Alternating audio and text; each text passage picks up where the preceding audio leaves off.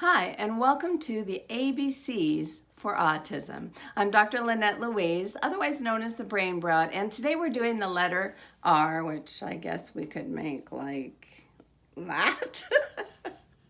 So the letter R is for responding versus reacting.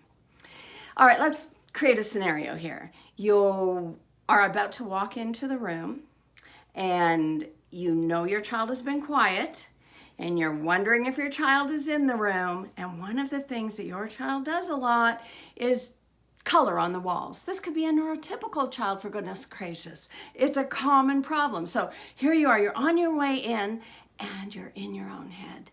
And as you walk in the room, you see the coloring on the wall and the child with that look on their face, and you go, "What are you doing?"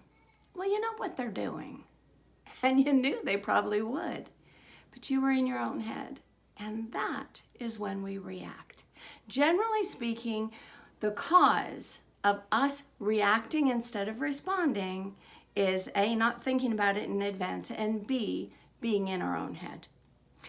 Had you been thinking, I wonder if she's coloring on the wall right now, I'm going to be ready for it. And as you entered the room, you may still have said, "What are you doing?" You may have said, in fact, most of the words that you said while you were reacting. But the main difference, and the way to tell the difference, is either your emotions came upon you and burst out of you, or you planned your emotions and your reaction. You invited those emotions because they were appropriate to what you wanted to teach. I remember hearing this responding versus reacting when I was a young mom and not understanding how to tell the difference. And so I had to really pay attention and figure it out and teach it. And that's really it. If it came upon you as if it was out of the blue, you reacted.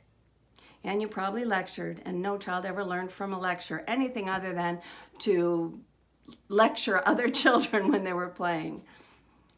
So if you really want to teach, you want to respond. So what do you do about that? It feels like, well, my emotions are coming uninvited, so what can I do about that? Well, it's simple. You think about it. You get out of your own head before you go searching for your child. They're not a convenience item. You're supposed to be working with them, helping them, raising them. If you're in your own head, wait a minute. Clear that clutter out, be mindful, and step into the room when you're finding them, ready for whatever is going to unfold. And then keep your eye on the life lesson.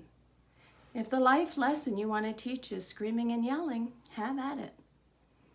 But if the life lesson you want to teach is care about me, my things, yes, you can draw, but not on the walls, and here's why, then you need a child who'll listen to you. And the autism is irrelevant here. You're going to explain if they're autistic. You're going to have to care about your reaction and your responding. It's all the same. You just do it a million more times. So be careful. Respond. Don't react. This is the letter R in the ABCs of Autism, and I am Dr. Lynette Louise, otherwise known as the Brain Broad. Do not forget to like and subscribe.